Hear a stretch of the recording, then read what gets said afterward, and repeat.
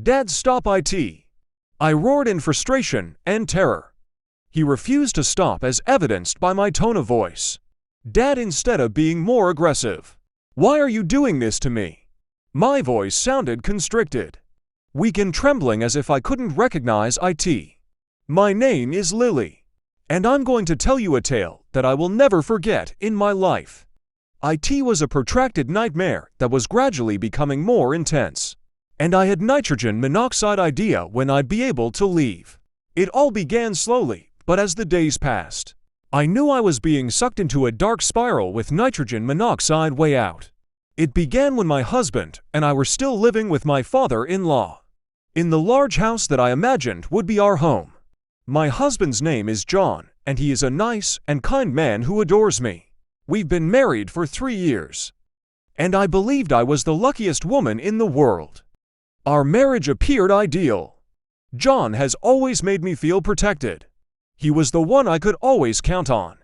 We lived in his family's large house with my father-in-law, and everything appeared to be going well, from his profession to his family life. I'm a free-spirited girl who enjoys independence and isn't afraid of new experiences. Before getting married, I lived a free-spirited life. But since meeting John, I felt ready to settle down and start my own. My father-in-law, Matthew, was also a sorrowful guy. He had faced many difficulties in his life, most notably the death of his wife. When my husband John was only a youngster, his wife perished in a tragic automobile accident. Since then, Matthew has been a single parent. He has taken on all of the obligations of being both a father and a mother to raise John, which has made him tough and strong in front of others. But inside he is overwhelmed with anguish and loneliness that cannot be alleviated. Our family resided in a little village far from town, which was peaceful and airy. Our house was on a tiny hill surrounded by fields and few dwellings. The air was usually fresh and calm, but I felt lonely at times, especially when my husband John had to travel for work. My spouse and I were really affectionate when we first married. We were deeply in love and were not afraid to show affection. Even when Matthew was home, John was a warm and caring husband, and every time he came home, I felt close and safe in his arms. We often spent evenings together, sitting by the fire or just being intimate, and I was not afraid to show my closeness to my husband, even though I knew Matthew was always in the house, sometimes just across the wall. When I first got married, I also felt embarrassed and shy around my father, and there were times when he was really nice, which made me feel at ease. We began to converse more, and nitrogen monoxide longer maintained a gap as we had in the early days. As I previously stated, I am a liberal girl, and this has not changed after my marriage. I've always been confident with my physique, and I enjoy wearing outfits that highlight my attractiveness. Tight dresses and t-shirts are usually my go-tos, because they make me feel comfortable and secure. Even when I am at home, I maintain that look.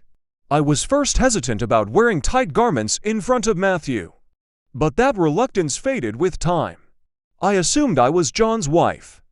There is nothing to conceal or be embarrassed about. There are evenings when John and I sit together in the living room, chatting or simply sitting close to each other. I always think that he is just a good father-in-law who has experienced many losses in his life, and now only wants to see his son and daughter-in-law happy. My intimacy with John does not make me feel embarrassed when he is around, because I believe that it is normal in a family, and also because of my comfort. I recall a time when John was gone on business. I was home alone with Matthew. That night I wore a comfortable but somewhat sexy nightgown, the way I usually wear at home. When I walked into the kitchen to get some, I caught Matthew's eyes looking straight at me, a gaze that was not that of a father-in-law looking at his daughter-in-law. It felt like an electric current ran through me. I tried to calm myself down, telling myself that I was thinking too much, but that gaze remained in my mind, like an unpleasant sign that I could not forget. It was hard to describe, but his gaze became clearer and clearer.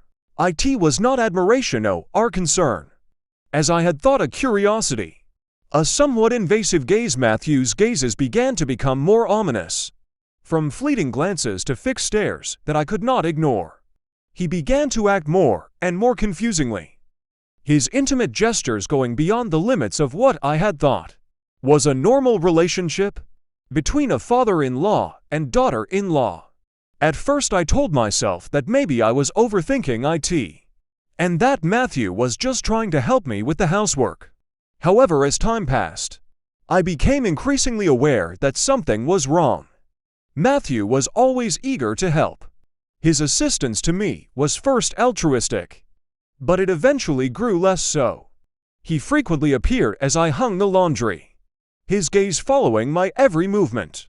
Clearly, there were instances when he approached with a smile on his face and said he would help me hang the clothes. At that time I did not refuse, thinking that he simply wanted to help me with the work. However, I began to notice that his actions were nitrogen monoxide longer normal help. One time when I was hanging the clothes, Matthew accidentally touched my hand. At first I ignored it, but after a few similar times, the intentionality became too obvious. Every time he touched my hand, there was a slight hesitation, as if he wanted to prolong that moment. I was startled and pulled my hand back, but Matthew kept smiling, not seeming embarrassed or feeling wrong. Whenever it rained, Matthew would quickly go out to the yard to help me collect the clothes. But what started to worrying me was that he didn't hesitate to touch sensitive items. Instead of doing it discreetly, he picked them up naturally, even folded them neatly, and put them in the laundry basket as if nothing unusual happened. His gesture made me shiver, but I dared not say it out loud, afraid that I was overthinking it. I remember clearly one time when it started to rain heavily. I was in the kitchen preparing lunch. Looking out the window, I saw Matthew rushing out to the yard to collect the clothes to dry it. First, I was grateful that he helped me when I was busy. But then, I stood still when I saw him pick up my underwear. Without hesitation. He had nitrogen monoxide hesitation in picking them up, glancing at them, and then putting them in the basket, with a slight smile on his face. The sight made me feel uncomfortable, and I realized that his help was nitrogen monoxide longer just a family matter. The intimacy in Matthew's actions gradually became too much for me, until one day that I will never forget in my life. That day things began as usual. My husband John still left the house early for work, leaving only me and my father-in-law, Mr. Matthew. After John left, Matthew went to work in the fields, as was customary early in the morning. I was used to that pattern and felt safe when the home was empty. But a sense of freedom and ease permeated the area, knowing I had the entire morning to rest. That day, I chose to rest on the sofa, entered the living room, where my father-in-law typically sits to watch TV in the evenings. Believing that he had gone to the fields and nitrogen monoxide one was home, I casually donned great attire that was somewhat more exposing than normal. It was simply a habit of mine, because I was always secure in my physique, and didn't think wearing comfy clothing at home was a huge problem. I stretched out on the chair, relaxed, and fell into a deep slumber. The softness of the chair and the peacefulness of the place allowed me to relax entirely. Without defense, the space was so silent that I fell asleep, without realizing how quickly things would change. It all started when my father-in-law, who I assumed was working in the fields, for some reason arrived home earlier than normal. Maybe he completed his work early, or maybe he found a reason to return. But the scariest part was that I was absolutely ignorant of his arrival. He entered the home without saying anything. His footfalls were so light, and in my deep sleep, I didn't notice Matthew standing there, his eyes fixed on me. I couldn't feel his stare and didn't understand something was wrong. I lay there innocently in my revealing clothes, completely unaware that I was the object of his gaze. In the next few seconds, his gaze seemed to change. And that was the beginning of a chain of events that I will never forget. At that moment, I was still sleeping soundly, completely oblivious to his presence. A presence that would lead to horrors that I could not foresee. He stood there looking at me for a long time, his gaze irritable and complex. I could not tell whether the thoughts in his head had existed before, or had just exploded in that moment. A man who had been a widower for many years, lonely in his own home, now stood before a young woman as vibrant and attractive as me. Perhaps he could not longer suppress his instincts. I lay there defenseless, carefree, in my comfortable clothes, unaware that I was the target of a lustful gaze. Without warning, he suddenly pounced, his whole body rushed towards me. And before I could react, he had me in. His arms were wrapped tightly around me, as if he were determined not to let me go. His movements were so fast, so strong that I felt as if I was being strangled. I could hardly believe what was happening. A feeling of dread washed over me, and I tried to struggle. But his strength was overwhelming. "What are you doing?" I yelled in terror. But he did not answer. Instead of stopping, he didn't say anything and continued his acts. His eager arms began to extend all over my body. I felt every touch was possessive. Every line on my body was examined without shame. Terror and panic rose. I attempted to resist, using all of my power to push him away. But my body was too weak, and he was muscular and strong. My attempts were futile. I couldn't get out of his hungry hold. "Dead!" I yelled. And wrath, he did not stop despite my panicked cries. Instead of getting more furious, tears welled up in my eyes. Fear and humiliation overtook my heart, shattered by the awful betrayal. I couldn't believe that the person I once trusted could cause such agony and dread in my heart, leaving me feeling absolutely helpless and trapped in a nightmare, with nitrogen monoxide way out. But suddenly, my father-in-law didn't care about anything. He ignored my appeals and my resistance. "Just give me one more time." Son's voice was low and ringing like a cry. It made me feel terrified and humiliated. My heart felt like it was shattering. But how could I accept this? How could I embrace something that was not intended to happen? I tried all in my power to resist, but he was too powerful and his will was clouded by grief. My fight had worn me out. It was weak and useless. After my father-in-law had committed such heinous acts, he stood up as if liberated of a load, and uttered something I'd never forget. I apologized. The apologies rang across the silence. There was room, yet it weighed nothing on me. How could an apology undo what he'd just done? How could a phrase alter the sad truth? I sat there silent, tears flowing endlessly, my body shivering with shame and anguish, as if drowning in the ultimate betrayal. There were nitrogen monoxide words left to speak. Just tears. How could I forgive him? How could I continue to live when everything was destroyed in this house? Those questions kept running through my mind, and I realized that nothing would ever be the same again. My voice sounded constricted, weak and wavering, as if I couldn't recognize it. The question rang across the chamber, filled with misery and anguish. I couldn't believe what was happening. After that, I sat and sobbed all day, tears flowing quietly without pausing. The agony and shame that consumed me could not be alleviated. Evicted to Lyon the Tune it when he arrived home from work. My mind was in turmoil, and I didn't know where to begin.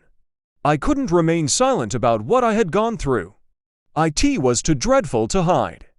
I told him everything, every detail, and my voice filled with tears.